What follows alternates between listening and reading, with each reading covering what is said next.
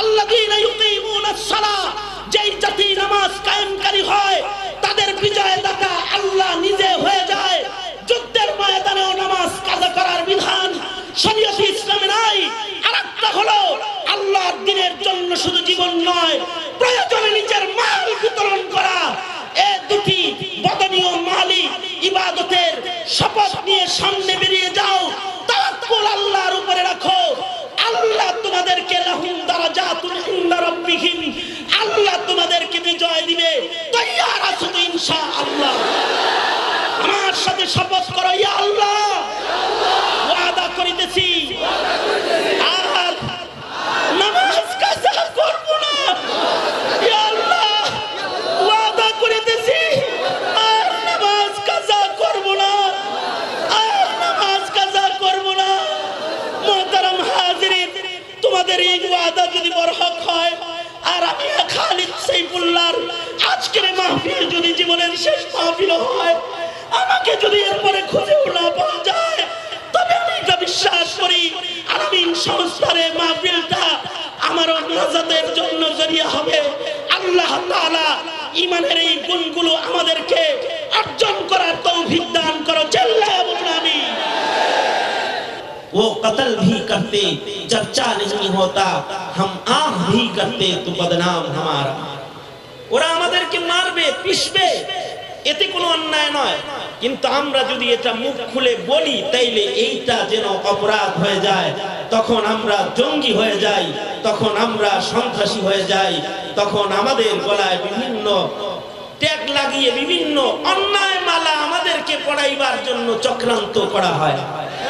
যদি শুধু আমরা মুখে বলি মাত্র, সারা দুনিয়ার এই বিশ্ব পরিস্থিতি আমার মন বলে, আমি আমার দিল তো এরকম বলে, সারা দুনিয়ার ওই অত্যাচার গুলোর চাইতেও শব্দ এই সময়ে বাংলাদেশের মাটিতে মুসলমানিত্বের উপরে সারা দুনিয়ার অত্যাচারের চাইতেও যেন ঘৃণ্য একটা হুমকি মুসলমানদের মাথার উপরে দাঁড়ায় গেছে।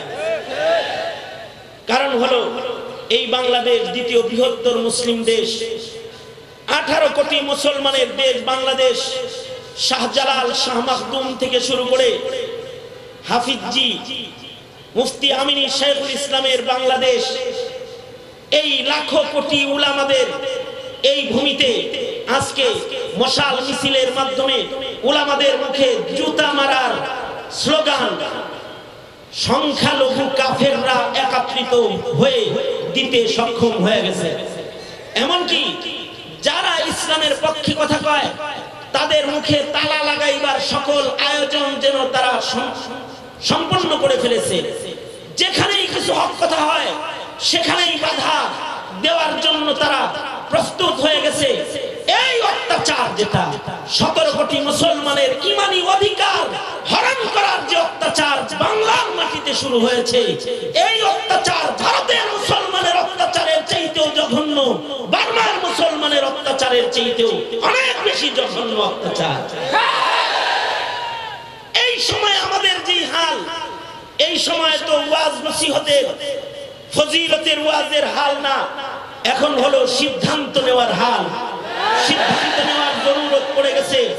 আমাদের এই অত্যাচারের এই ধারাবাহিকতা মুসলমানদের উপরে চলবে, আর আমাদের ঈমানি স্বাধীনতাকে দিন দিন আমাদেরকে ঈমানি আমলি পরাধীনতার জিঞ্জির দিয়ে আমাদেরকে আটকাতেই থাকবে। আর আমরা চেয়ে চেয়ে দেখব এটাই কি হবে আমাদের হালত, নাকি আমাদের দিন বদলের কোন শপথ নেওয়ার দরকার পড়ে গেছে। এটা সিদ্ধান্ত নেওয়া দরকার।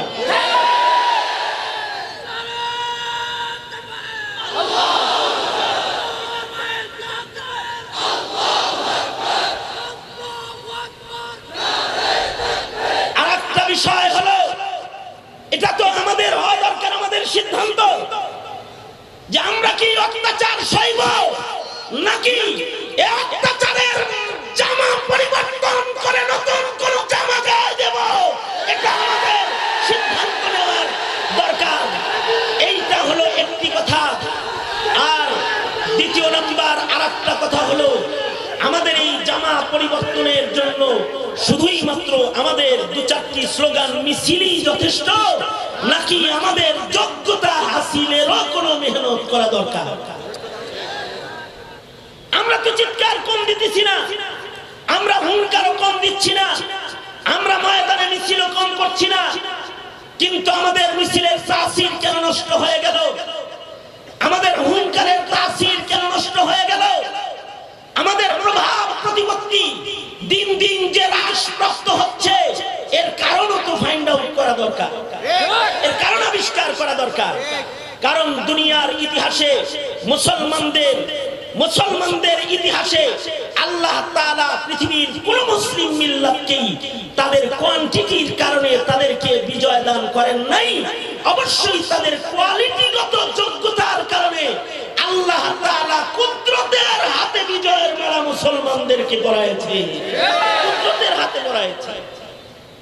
তাহলে এখন এই সবক আমাদের তাকরার করার জরুরত পড়েছে। আমার ভাই আব্দুল বাসিত খান সাহেব দামাত বরকাতুহুমের কথার রেশ ধরে আমারও বক্তব্য একই, যে আমাদের বিচার করার জরুরত পড়েছে। কেন আমাদের তাসির নষ্ট হয়ে গেছে? কেন আমাদের প্রভাব নষ্ট হয়ে গেছে? একই প্রভাব নষ্ট হয়ে গেছে। লক্ষ লক্ষ লক্ষ লক্ষ জনতার মঞ্চ আলামিন সংস্থার তাফসীর মাহফিলের একজন মুফাসসির বাধ্য হয়ে ঢাকায় আটকা পড়ে গেছে। কতটা অধঃপতনের মালা আমাদের গলায় পরিয়ে দেওয়া হয়েছে। এই যে আমাদের অধঃপতন, এর কারণটা তো আবিষ্কার করা দরকার। মুহতারাম হাজিরিন, অথচ মুসলমানদেরকে আল্লাহ তাআলা কিন্তু তাদের সংখ্যার কারণে, শক্তির কারণে, অস্ত্রের কারণে কখনো তাদেরকে বিজয় দিয়েছেন এমনকি না। মুসলমানদেরকে যুগে যুগে আল্লাহ তাআলা বিজয়ের মালা পরাইছেন তাদের কোয়ালিটিগত ঈমানি যোগ্যতার কারণে, তাদের পছন্দিদা ঈমানি রং আল্লাহ পাকের কাছে পছন্দের হওয়ার কারণে আল্লাহ তাআলা তারা সংখ্যায় কম অথবা কমজোর হলেও তাদেরকে বিজয়ের মালা পরাইছে। আর আমাদের হালত কি হলো?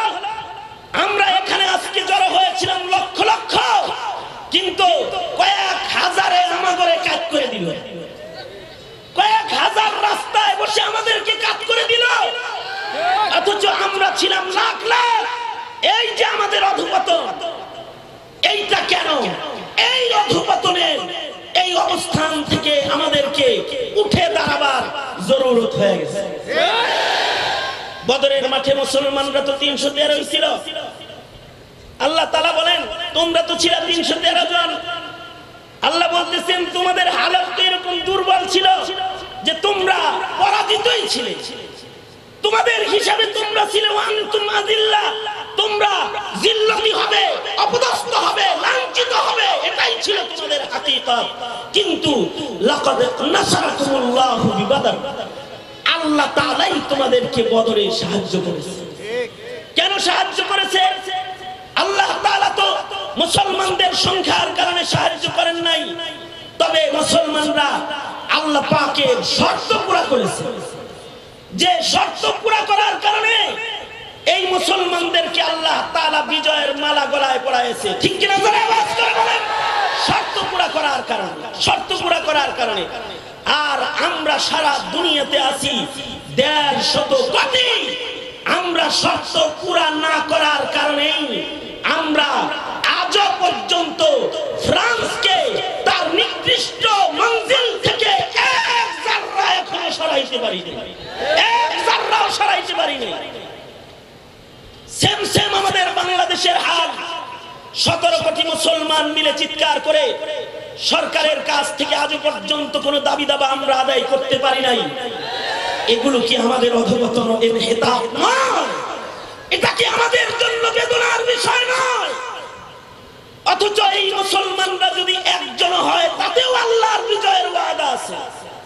কারণ শাইখুল ইসলাম একজনই ছিলেন, কিন্তু শাইখুল ইসলামের কাছে বর্তমান সরকার আওয়ামী লীগ থরথর করে কাঁপত, থরথর করে কাঁপত। একজনই ছিলেন শাইখুল ইসলাম, আল্লাহ পাকের শর্ত পুরা করেছিলেন। আমাদের পিতা ইব্রাহিম খলিল তিনিও একাই ছিলেন, নমরুদের জালিম বাহিনী তার কাছে তছনছ হয়েছিল, জালিমের তখ্ত তাওস টুকরা টুকরা টুকরা টুকরা হয়েছিল, আর ইমানদারের রাজ কায়েম হয়েছিল। ডক্টর ইকবাল বড় সুন্দর করে আমাদেরকে বলে গেছেন, তিনি বলেন, আজ ভি হো जो इब्राहिम का ईमा पैदा आग कर सकती है एक अंदाजे गुलिस्ता पैदा।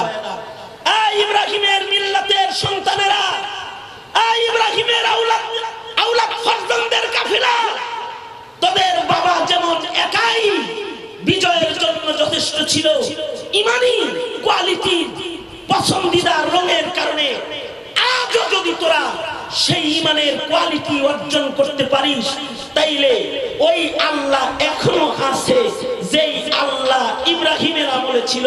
কারণ ওই আল্লাহ সরকারের ক্ষমতার কোনো পরিবর্তন কারো ভোটে হয় না, কারো অস্ত্রের কারণে তার ক্ষমতা যায় না, তিনি তার ক্ষমতার পরিবর্তন করেন না।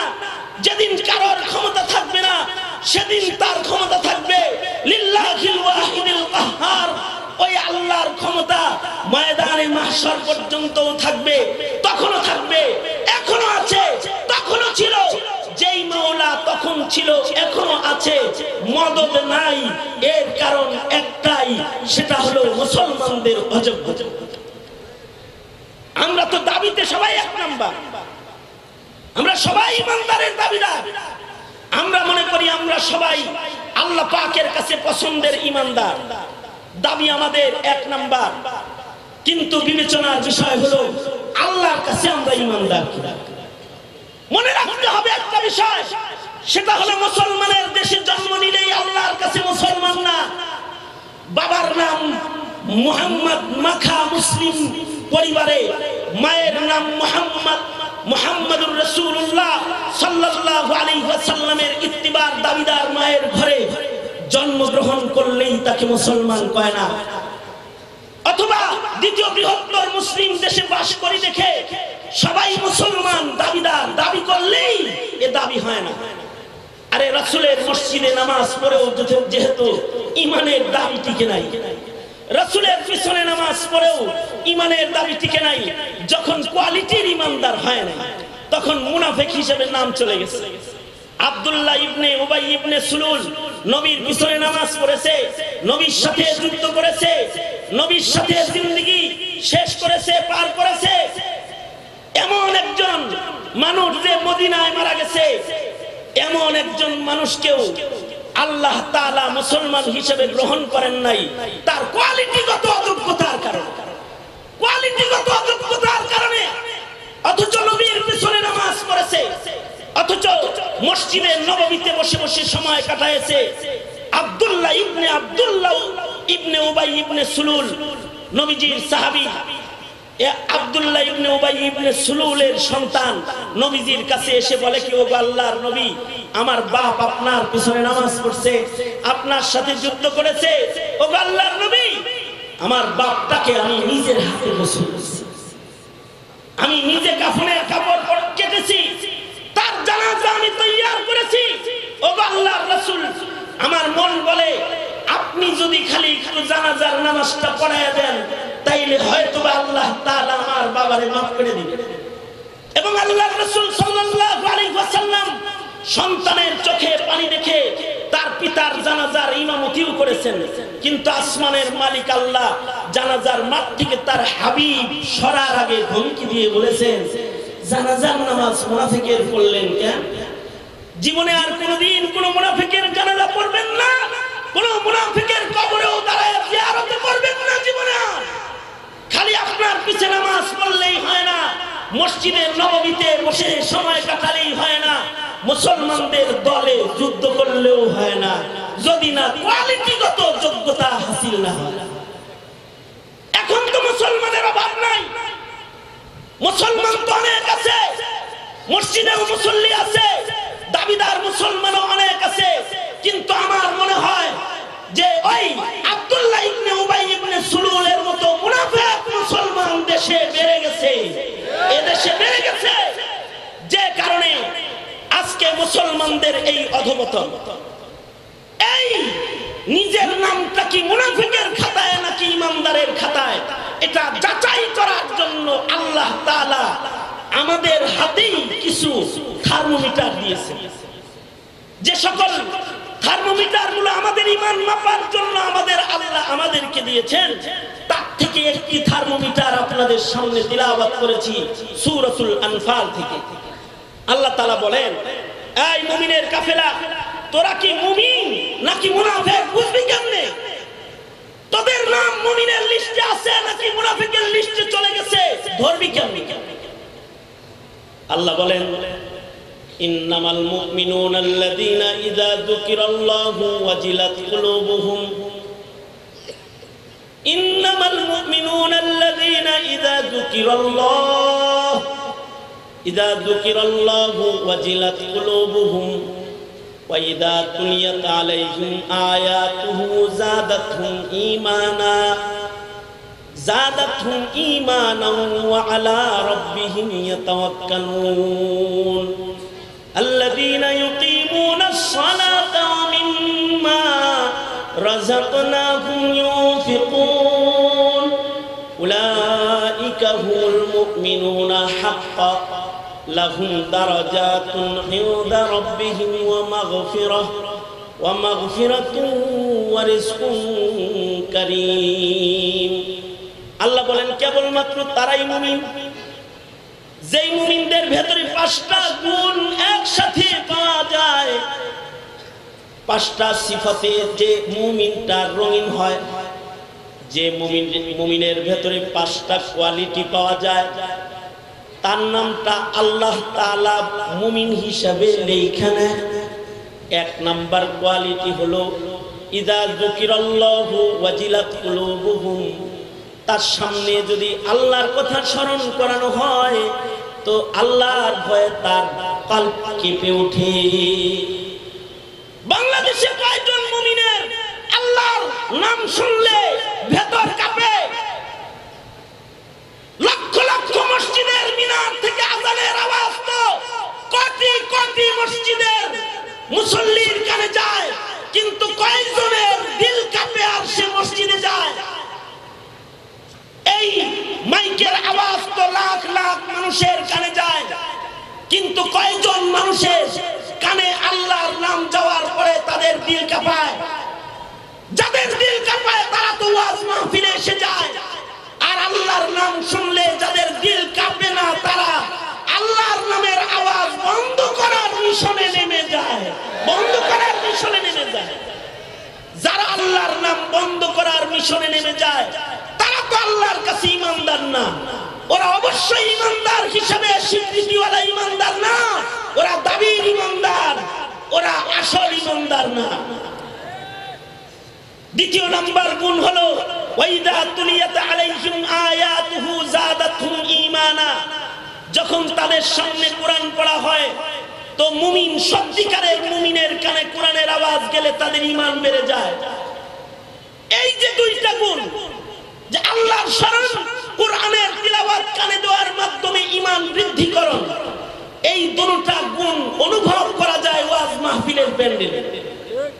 ওয়াজ মাহফিলে যখন আল্লাহর শরণ হয় তখন মুসল্লিদের দিল কাঁপতে থাকে। ওয়াজ মাহফিলে যখন কোরআন তেলাওয়াত হয়, এই যে নাজমুস সাকিব কোরআন তেলাওয়াত করেছে, যদি অর্থ নাও বুঝে থাকে তারপরেও এই তিলাওয়াতের আওয়াজ তাদের ঈমান বৃদ্ধি করেছে। কিন্তু কিছু কিছু নামধারী মুসলিম ঘরের মুসলমান দাবিদার সন্তান আছে যারা কোরআনের আওয়াজ বন্ধ করে দিতে চায়। এরা কিন্তু দাবিতে ঈমানদার, আসলে ঈমানদার নয়, আসলে ঈমানদার নয়। 3 নাম্বার, আল্লাহর কাছে যে মুমিন তার 3য় নাম্বার আরেকটা গুণ হলো এই মুমিনের তাওয়াক্কুল হবে একমাত্র আল্লাহর উপরে,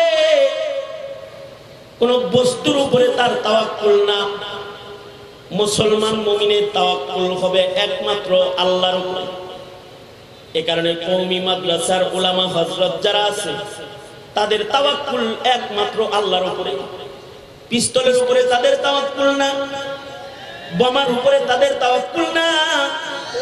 এই কারণে তারা যখন রাজপথে যায় পিস্তল লয়া যায় না, তারা যখন সাপ্লায় বসে যায় তখন বোমা লয়ে যায় না, তারা যখন ঘেরাও হয়ে চলে যায় লাঠি লয়ে যায় না, খালি হাতে চলে যায়, রবের তাওয়াক্কুল লয়ে যায়। তাদের কাছে কোনো অস্ত্র নাই, কিন্তু তাওয়াক্কুলের মহাশক্তি আছে বিধায় এই মুমিনের কাফেলারাই মাহফিলে বসে ভারতের মতো পড়া শক্তিকে হুঙ্কার ছুঁড়ে মেরে দেয়, আর তাদেরকে বলে দেয় চতুর্দিকে অস্ত্রে শস্ত্রে পারমাণবিক অ্যাটমিক শক্তিতে সজ্জিত হয়েও তোরা কিন্তু বাংলাদেশে কোনো জোর দিস না, কারণ বাংলাদেশ মুসলমান মুমিনের দেশ। তাদের কাছে পারমাণবিক শক্তি নাই, কিন্তু তাদের কাছে অ্যাটমিক শক্তি না থাকলেও তাওয়াক্কুলের শক্তি আছে। এই তাওয়াক্কুলের শক্তি নিয়ে তারা রাস্তায় বের হইলে তোদের ভূখণ্ডের মহাশক্তিকে তালাশ করে পাওয়া যাবে না, কারণ মুমিনের কাছে সবচেয়ে বড় হাতিয়ার হলো তাওয়াক্কুল আলাল্লাহ। এ কারণে আল্লাহর রাসূল বলেন, মান সাররাহু আইয়াকুনা আকওয়ান নাস ফালিয়াতাওয়াক্কাল আলাল্লাহ, সে শক্তিশালী হবে, সে যেন আল্লাহর উপরে তাওয়াক্কুল করে। এই কারণে আমাদের আল্লামা জুনায়েদ বাবুনগরী আমির হিফাজত অথবা শাইখুল ইসলাম আল্লামা আহমদ শফি রহমাতুল্লাহি আলাইহি হুইল চেয়ারে বসে ওনারা সরকারকে হুমকি দেয়। আজকে যে 24 ঘন্টার আলটিমেটাম দিয়েছেন, হুইল চেয়ারে বসে দিয়েছেন, হুইল চেয়ারে এই স্টেজ থেকে নামার সময় নিজের পায়ে হেঁটে নামতে পারেন নাই, তবে পায়ে দাঁড়ানোর শক্তি না থাকলে কি হবে? কলবের ভেতরে তাওয়াক্কুলের এক মহা শক্তি আছে, যেই শক্তির বিস্ফোরণ হয়ে গেলে কোন সরকারকে মসনদে বসা পাওয়া যাবে না, যাবে না, যাবে না। কারণ মুমিনের আসল শক্তি হলো তার তাওয়াক্কুলের ঈমানি শক্তি। ঠিক কিনা? জোরে আওয়াজ করে বলেন, আরো জোরে চিল্লে আওয়াজ করে বলেন, ঠিক না? ঠিক করে করে বলেন। এই কারণেই বাংলাদেশ থেকেও আমরা ফ্রান্সকে উঙ্গুলি দেখাই, ফ্রান্সকে উঙ্গুলি দেখাই। অনেকে মনে করে হুজুররা দাবি তুলতেছে যে ফ্রান্সকে বয়কট করো, তাদের পণ্যকে বাংলাদেশের বাজারে বাজেয়াপ্ত করো। আরে হুজুররা, যদি ইউরোপের মার্কেট নষ্ট হয়ে যায় খাইবেন কি? তাদের কাছে এই প্রশ্ন, সরকারের কাছে এই প্রশ্ন। সরকার কেন নিন্দা প্রস্তাব সংসদে আনলো না? এর কারণ হলো ইউরোপের মার্কেট ধরে রাখতে হবে। এ কারণে ফ্রান্সকে নিন্দা জানাতে পারলো না বাংলার সংসদে বসে। কিন্তু সত্যিকারের মুসলমান যারা, তারা আজও নিন্দা প্রস্তাব পাশ করার চিৎকার করে যাচ্ছে, কারণ তাদের তাওয়াক্কুল ইউরোপের মার্কেটের উপরে না, তাদের তাওয়াক্কুল রাজ্জাক মালিকের উপরে, রাজ্জাক মালিকের উপরে। সঙ্গত কারণে আমরা আলামিন সংস্থার এই সম্মেলন থেকে আজকেও নতুন করে আবার দাবি জানাই সরকারের কাছে, ফ্রান্সীয় দূতাবাসের সাথে সকল প্রকারের কূটনৈতিক সম্পর্ক ছিন্ন করা হোক। ঠিক কিনা? আওয়াজ করে বলেন, এই জোরে চিৎকার করে আওয়াজ করে বলেন, ঠিক না? ঠিক করে বলেন। ফ্রান্সের সাথে এই দেশের তাওয়াক্কুল কামেল মুসলমানদের কোনো কূটনৈতিক সম্পর্ক থাকতে পারে না। ফ্রান্সীয় কোনো পণ্য বাংলাদেশের মুসলমানের মার্কেটে আমদানি হতে দেওয়া যেতে পারে না। ফ্রান্সের দূতাবাস বাংলাদেশের মাটিতে রাখতে দেয়া হবে না, হবে না, হবে না, হবে না। আবার কর্মসূচি আসবে, আবার কর্মসূচি দেওয়া হবে, কারণ আমরা মুমিন, নবীর ইজ্জত রক্ষার জন্য জীবন দিতে আমরা রাজি। নবীর প্রেমে যারা মরে যায়, আল্লাহর কাছে তারা খাঁটি মুমিন হিসেবে স্বীকৃতি পেয়ে যায়, কারণ নবীর মুহাব্বতে ঈমান। লা ইউমিনু আহাদুকুম হাত্তা আকুনা আহাব্বা ইলাইহি মিন ওয়ালিদিহি ওয়া ওয়ালাদিহি ওয়ান নাসি আজমাইন। বান্দার হৃদয়ে নবীর মুহাব্বত সর্বোচ্চ, এটা ঈমান। এই মোহাব্বত, এই প্রেম প্রকাশ করতে যায় যদি মরণ হয় তাহলে বিনা হিসাব জান্নাত পাওয়া যাবে। আর যদি এই প্রেমে শহীদ হওয়া যায়, আর যদি শহীদ হওয়ার সময় হানজালার মতো শরীর যদি না পাক থাকে তাহলে আল্লাহর রাসূল আশিকের রাসূলদেরকে না পাক অবস্থায় আল্লাহ কবরে নেয় না। আমাদের আকাবিররা বলেছেন আশিকের রাসূল যারা তাদের আমলনামাকে আল্লাহ তাআলা ধয়।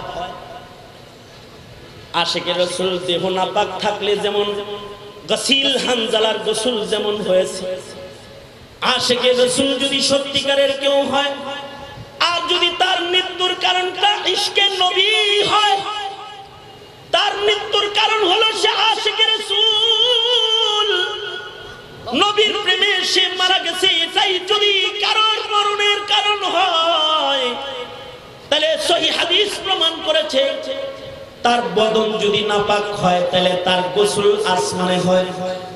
রশিদ আহমদ গঙ্গুহি রহমাতুল্লাহ আলাইহির মালফুজ হযরত গঙ্গুহি বলেছেন যদি শহীদ ব্যক্তিটার আমলনামায় গুনাহ থাকে, তার আমলনামার নাপাকও আল্লাহ তাআলা তাকে কবরে দেওয়ার আগে ধুইয়া সাফ করে দেয়।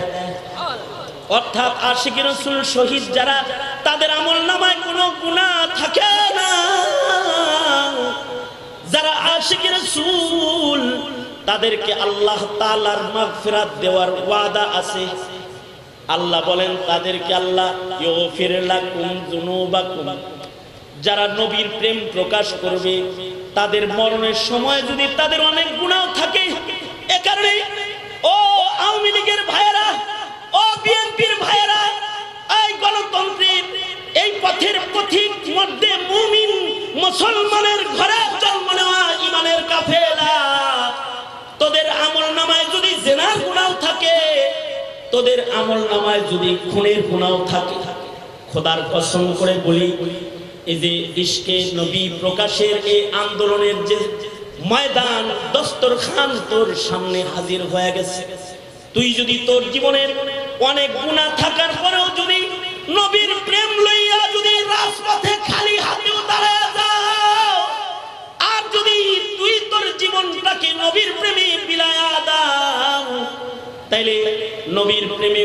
জীবন বিতরণকারীকে আল্লাহ তাআলা নাপাক বদনে যেমন কবরে নামায় না, লাশ আসমানে উঠায়া যেমন গোসল করায়, তার নাপাক আমলনামাও তার কবরে আল্লাহ ছাইরা দেয় না।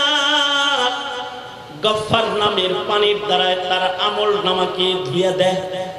তাই যদি হয় তাইলে তো ময়দানে ডাকলে শুধু মাদ্রাসার লোকেরা যায়, তোমরা যাও না, অথচ তোমাদের আগে যায় কাতারে দাঁড়ানো দরকার আর বলা দরকার ও হুজুর তোমরা তো নামাজ পড়ো, ও হুজুর তোমরা তো কোরআন পড়ো, এই আলেম সাহেব তোমরা তো রোজা রাখো, তোমাদের মুখে তো দাড়ি আছে, তোমাদের নাজাত পাওয়ার কিছু আমল তো আছে, কিন্তু আমি এমন এক নাফরমান, আমার আমলনামায় নামাজ নাই, আমার মুখে দাড়ি নাই, আমার আমলনামার ভেতরে জিনার গুনাহ আছে, আমার আমলনামার ভেতরে মিথ্যাচারের গুনাহ আছে, আমার আমলনামার ভেতরে জুলুমের গুনাহ আছে, আমি আমার আমলনামাটা ধুইবার চাই। নবী প্রেমের আন্দোলনে যদি মরতেই হয় তোমরা পিছে যাও, গুলিটা আমার গায়ে লাগবার দাও, কারণ আমি আমার আমলনামাকে পবিত্র বানায় কবরে যেতে চাই। এটা হওয়া দরকার ছিল একজন আশিকের রাসূলের দাবি, কিন্তু বরঞ্চ আলেমরা নবীর প্রেম প্রকাশে ময়দানে যায় আর রাস্তার পারে দাঁড়ায় মুসলমানের আওলাদ হইয়া ঠাট্টা মস্করা করো, খোদার কসম ঈমান লয়া কবরে যেতে পারবা না। সংযত কারণে বলছি আল্লামা জুনায়েদ বাবুনগরী নবীর ইজ্জত হিফাজতের খাতমে নবুওয়াত সংরক্ষণের কোন আহ্বান যদি তোমাদের কাছে ফেলে দেয়, এই নবীর প্রেমিকেরা তোরা তোদের আমলনামাকে পবিত্র করবার জন্য নিজের জীবন বিতরণের জন্য কাফন পরে ময়দানে যেতে রাজি আছো তো ইনশাআল্লাহ?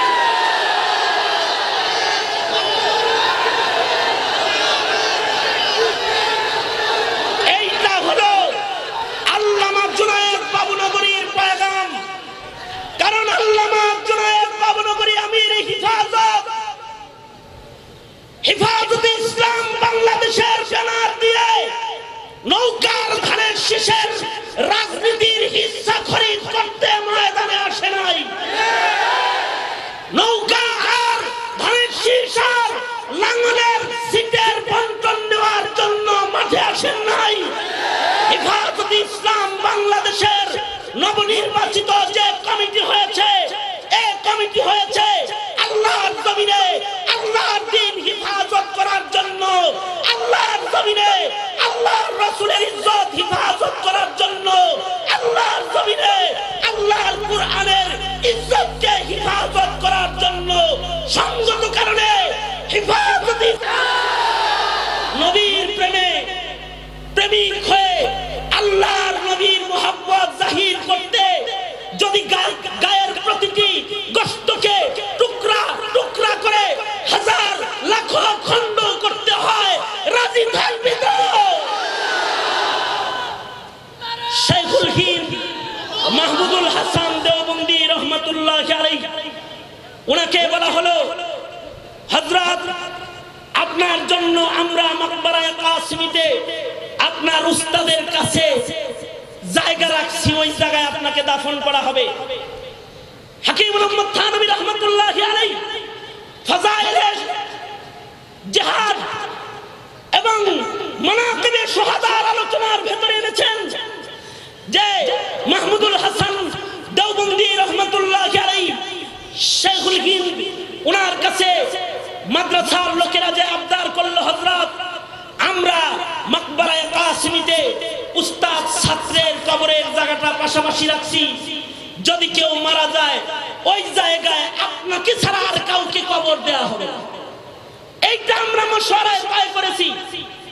এই খবর শোনার পরে হযরত শাইখুল হিন্দ ঝর্ণার মতো চোখের পানি ফেলে কাঁদতে লাগলেন, আর ওনার চোখের পানিতে উনি বুক ভাসাইতে লাগলেন।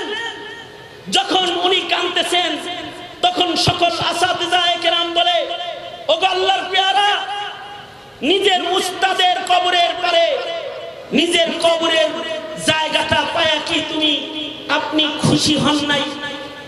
আপনি কি খুশি হন নাই যে নিজের উস্তাদের পাশে আপনি কবরে শায়িত থাকবেন? ময়দানে মাহশরে উস্তাদ শাগরেদ একসাথে আল্লাহর আদালতে দাঁড়াবেন, কাঁদেন কেন আপনি? হযরত শাইখুল হিন্দ তখন বলে, আমি কাঁদতেছি তো ভিন্ন একটা কারণে। অবশ্যই উস্তাদের কবরের পাশে আমার কবরের জায়গা হবে, এটা আমার জন্য সাআদাত। কিন্তু আমি কাঁদতেছি এজন্য যে আমি তো সারা জনম আল্লাহর কাছে দরখাস্ত করেছি, আল্লাহ তুমি আমাকে একটা শহীদি মরণ দিও, আল্লাহ তুমি আমাকে এমন একটা শহীদি মরণ দিও যেই শহীদি মরণ তুমি নবীর কলিজার টুকরা হুসাইনকে দিয়েছো, যে হযরত হুসাইন এমন ভাবেই শাহাদাত বরণ করেছে, তার দাফন করার জন্য তার দেহকে তালাশ করে কেউ পায় নাই। ওগো আল্লাহ, আমি শাইখুল হিন্দ বলে, আল্লাহ আমিও তো আমার রবের কাছে এই দরখাস্ত করে রেখেছি, আমার যেন এমন একটা মৃত্যু হয় যেই মৃত্যুটা আফজাল মওত, শহীদি মওত, এবং এই শহীদি মওতের কোয়ালিটিটাও যেন এমন হয় যে আমার দেহকে টুকরা টুকরা করে যেন শহীদ করা হয়, আমার দেহের অবশিষ্ট কোনো অংশকে কবর হিসেবে মাকবারা বানানোর জন্য আমার কোনো আশিকরা যেন তালাশ করে না পায়। আল্লামা মামুনুল হক তোমাদের কাছে একটি পয়গাম পাঠিয়েছে, বন্ধু হিসাবে বন্ধুর পয়গাম তোমাদের কাছে পৌঁছে দিতে এসেছি। আল্লামা মামুনুল হক এমন একটি প্রত্যয় গ্রহণ করেছে, আল্লামা জুনায়েদ বাবুনগরীর নেতৃত্বে নিজের শেষ দেহে অবশিষ্ট অংশ হিস্সা একটা টুকরা গোশতের কোন খণ্ড যেন কবর দেওয়ার জন্য কেউ খুঁজে না পায়, তার জন্য নবীর প্রেমে এমন একটা শাহাদাত যেন তার নসিব হয় যেই শাহাদাতের পরে ওই শহীদের কবরের জায়গাও কেউ খুঁজে পাবে না। সুতরাং পয়গাম হলো, বাতিল শক্তি মামুনুল হককে উঙ্গুলি দেখাবে না, মামুনুল হকের শাহাদাতের তৈয়ারি রয়েছে। এই মামুনুল হকের ভক্তরা তাদের জিজ্ঞাসা করতে চাই, মামুনুল হক যদি জালিমের বিরুদ্ধে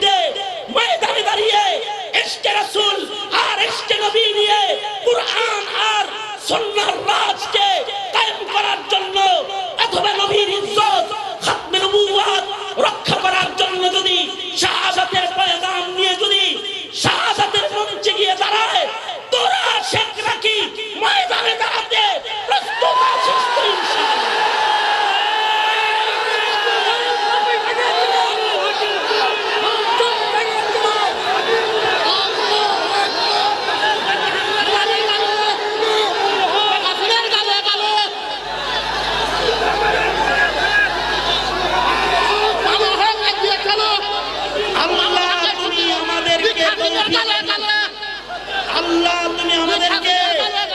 আল্লাহ তুমি আমাদেরকে কবুল করো। জোরে আওয়াজ করে বলুন আমিন।